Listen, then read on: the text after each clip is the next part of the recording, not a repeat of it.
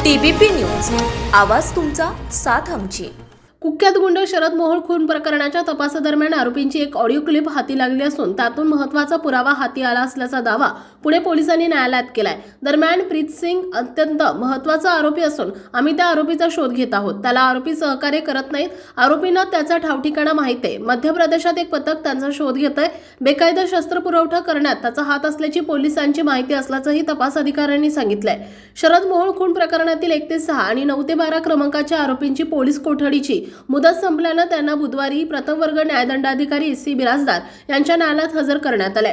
मोहोळच्या खुनाच्या गुन्ह्यात 4 शस्त्रांचा वापर झाला असून त्यातील 3 शस्त्रे हस्तगत करण्यात आली आहे। 4थे शस्त्र हस्तगत करायचे गुन्ह्याच्या तांत्रिक तपासात ऑडिओ क्लिप मिळाली असून त्यातून महत्त्वाचा पुरावा हाती लागलाय। तसेच विठ्ठल शेलार आणि फरार आरोपी गणेश मारणे यांनी मोहोळचा खून होण्यापूर्वी 1 महिना आधी मीटिंग घेतली। त्या मीटिंगला कोण कोण हजर होते त्याबाबत तपास करण्यासाठी आरोपी 1 ते 6 यांना 2 दिवसाची पोलीस कोठडी देण्याची मागणी तपास अधिकारी सुनील तांबे आणि सरकारी वकील निलिमा यादव इथापे यांनी केली आहे। आपल्या भागातील महत्त्वाच्या आणि ताज्या बातम्या पाहण्यासाठी आज